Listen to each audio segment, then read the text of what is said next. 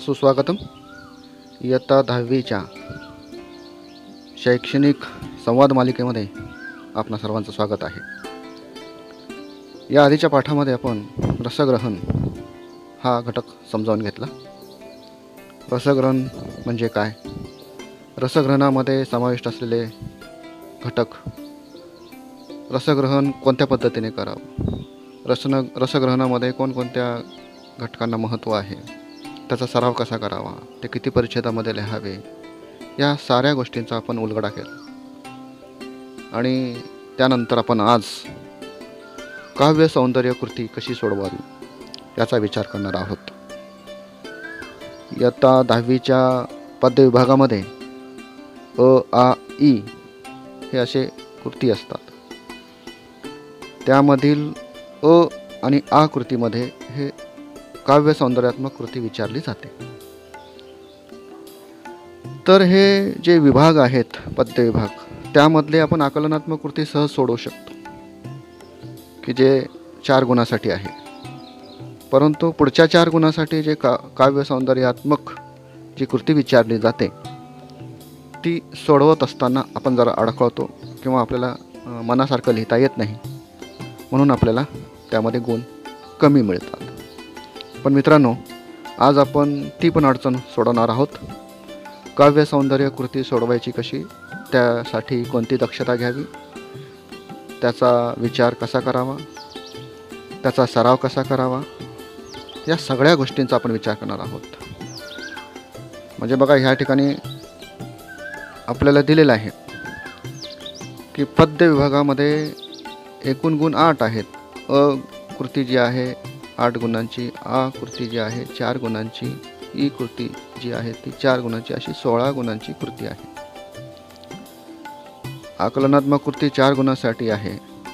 आणि पुढे जे काव्य सौंदर्यात्मक जी कृती आहे त्यामध्ये भाषिक वैशिष्ट्ये विचारले जातील, व्यक्त होणारा विचार विचारला जाईल, कविता आवडण्याचे न आवडण्याचे कारणही विचारले जाईल, किंवा कवितेची ओळ का आवडली किंवा का नाही आवडली ह्या गोष्टी पण त्याच्यामध्ये येतात, किंवा ओळींचा सरळ अर्थ, किंवा ओळींचा तुम्हाला समजलेला अर्थ, यासाठी असे 2-2 गुणांच्या या काव्य सौंदर्यात्मक कृती आपल्याला विचारले जाणार आहे आणि आपल्याला लिहावं लागणार आहे.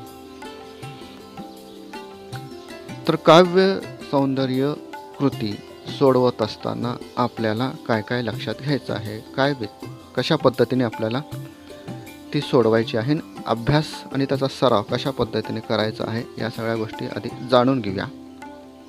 आता काव्य सौंदर्य कृती सोडवत असताना आपल्याला काव्य सौंदर्य म्हणजे काय, त्यामध्ये कोणकोणत्या घटकांचा समावेश असतो, या सर्वांचा आपण विचार करणार आहोत. आता काव्य सौंदर्यामध्ये मागच्या रसग्रहणाच्या पाठामध्ये आपण सांगितले की केवळ कवितेमधले शब्द नसतात किंवा ओळी नसतात, त्यामध्ये सौंदर्य लपलेले असते. त्यामुळेच तर ती कविता गेयपूर्ण बनते, ऐकाविषयी वाटते. का वाटते असे, तर त्यामध्ये काहीतरी सौंदर्य आहे, काहीतरी विचार आहे, काहीतरी भाव आहे, अर्थ आहे, काहीतरी भाषिक वैशिष्ट्य लपलेले आहेत. म्हणून तर ती कविता आपल्याला आवडते, किंवा ऐकल्याबरोबर वा किती सुंदर कविता आहे, किंवा वाचल्याबरोबर आपल्याला लगेच आपल्या मनामध्ये भावना तयार होतात की किती छान कल्पना मांडलेली आहे.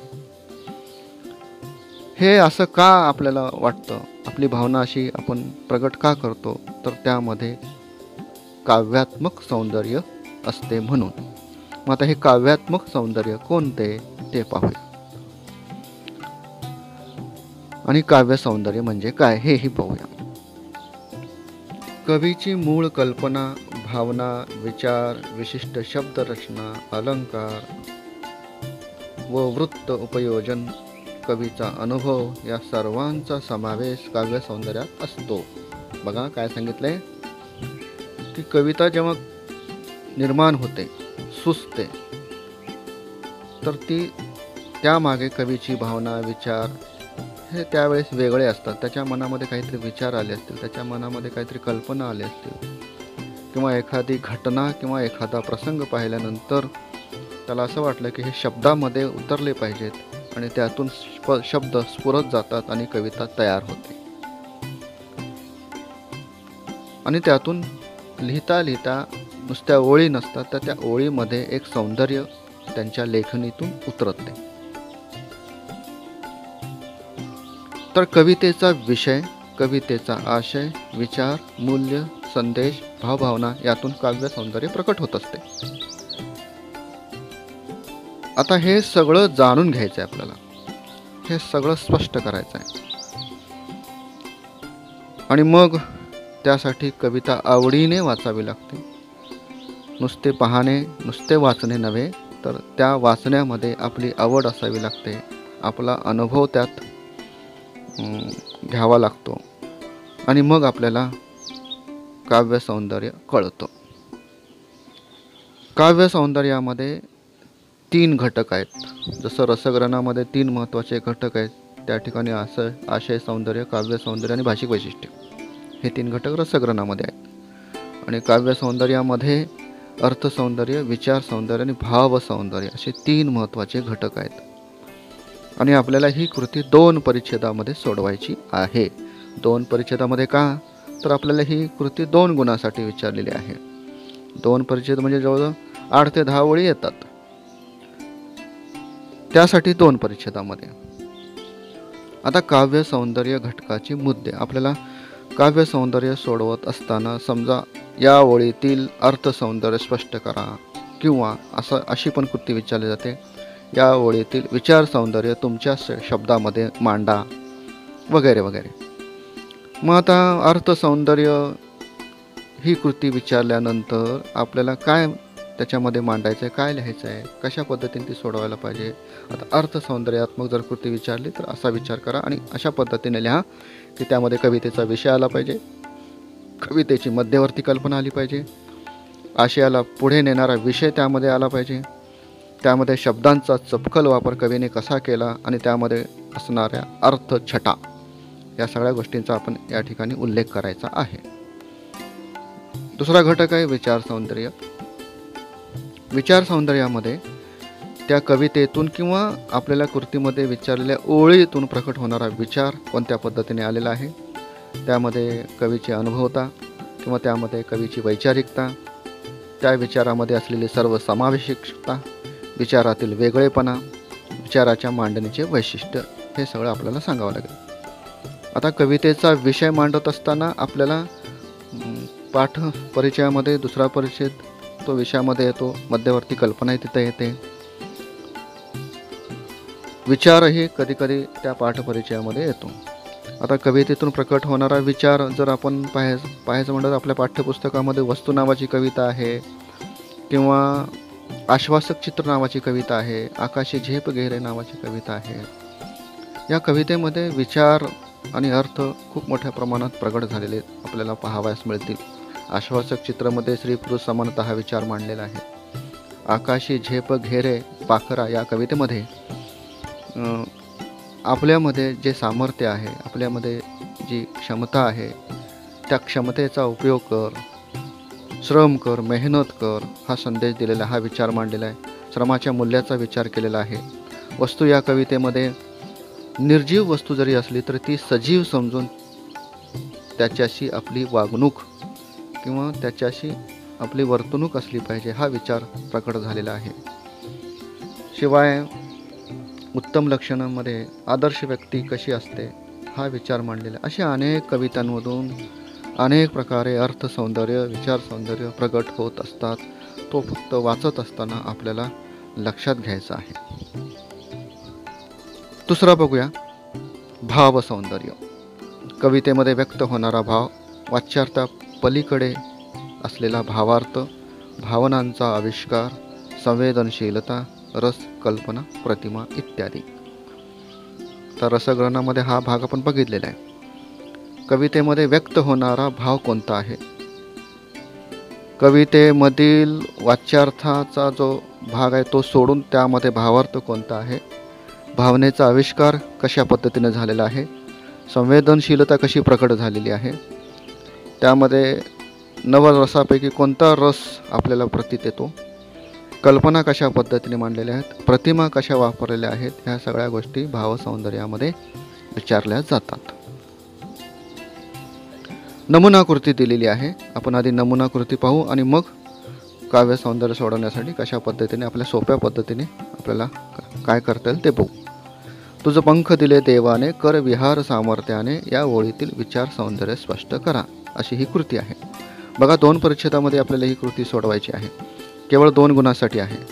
आकाशी झेप गेरे या कवितेमध्ये कवी जगदीश खेबोडकर यांनी परावलंबित्व सोडून स्वकष्टाने जगण्याचे महत्त्व व स्वबळावर उत्तम यश मिळवण्याचे आवाहन केले आहे. विविध रूपकातून कवीने अचूक विचार मांडला आहे. म्हणजे या ठिकाणी पहिल्या परिच्छेदामध्ये आपण काय केलं आहे की कवितेचं नाव, त्याचे कवी आणि त्या कवितेमध्ये आलेला विषय, मध्यवर्ती कल्पना थोडक्यात आपण मांडली. त्यानंतर दुसऱ्या परिच्छेदामध्ये जी ओळ विचारलेली आहे त्या ओळीत प्रकट होणारा विचार किंवा आपल्याला अर्थ लिहायचा आहे. आता बघा, तुझं पंख दिले देवाने, कर विहार सामर्थ्याने, या ओळीमध्ये प्रकट होणारा विचार कशा पद्धतीने या ठिकाणी आपल्याला लिहिता येईल ते पाहूया. देवाने तुला सारे काही दिले आहे, आपल्या सामर्थ्यावर विश्वास ठेव, आपली क्षमता ओळख, परावलंबित्वाचा त्याग कर, 2 हात 2 पाय आणि बुद्धी याचा उपयोग कर, ध्येयरूपी शिखर पादाक्रांत कर, परिश्रमाद्वारे यशाचा निखळ आनंद घे. अशा प्रकारे कवीने सोप्या व सुलभपणे विचार मांडून स्वाभिमानाने जगण्याचा संदेश दिला आहे.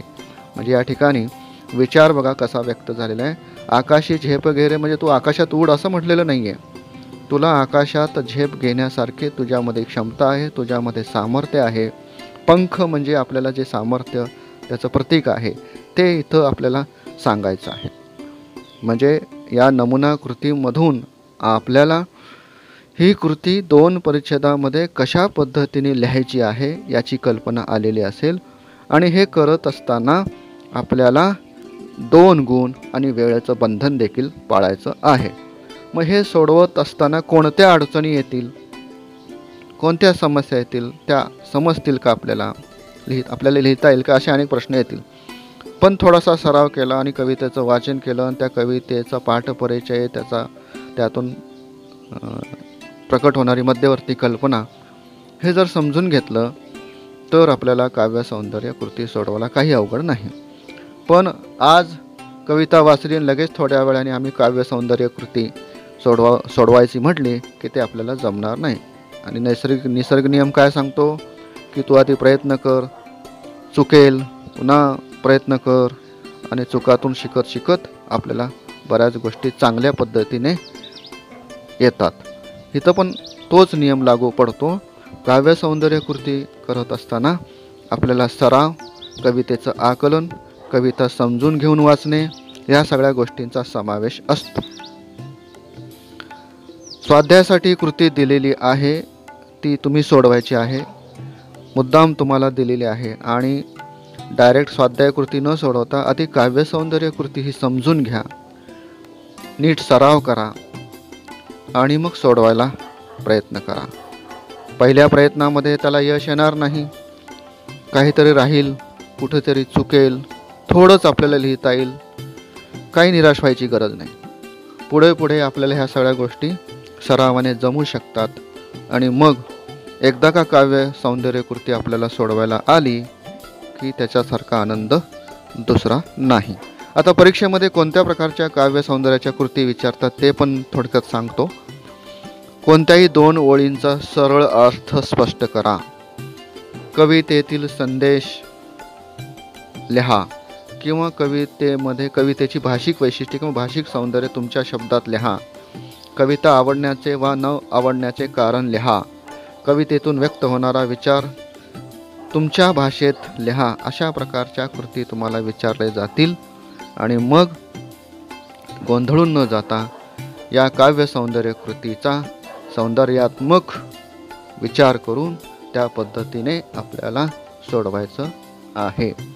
रसग्रहण आणि काव्य सौंदर्य ही कृती सोडवत असताना मुलांना अडचणी येणार, तुम्हाला समस्या निर्माण होणार, म्हणून ती सोडून द्यायची नाही. बरेच मुलं सोडून देतात, तर सोडून द्यायचं नाही, सोडवायचं आहे.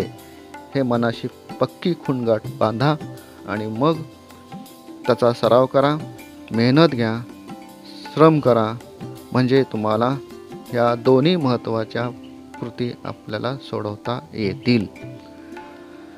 या ठिकाणी काव्य सौंदर्याच्या कृतीचा आपण उलगडा केला. कशा पद्धतीने ते सोप्या रीतीने आपल्याला सोडवता येईल याचाही विचार केला. कोणकोणत्या कवितेमध्ये कोणते विचार प्रकट झाले हेही उदाहरणासह आपण स्पष्ट केले. आता आपण इथं थांबूया. स्वाध्यायाची कृती तुम्हाला दिलेली आहे, सराव करा. आणि आशा आहे की तुम्हाला रसग्रहण आणि काव्य सौंदर्यात्मक कृती समजली असेल, यथायोग्य आकलन झालं असेल आणि सरावाच्या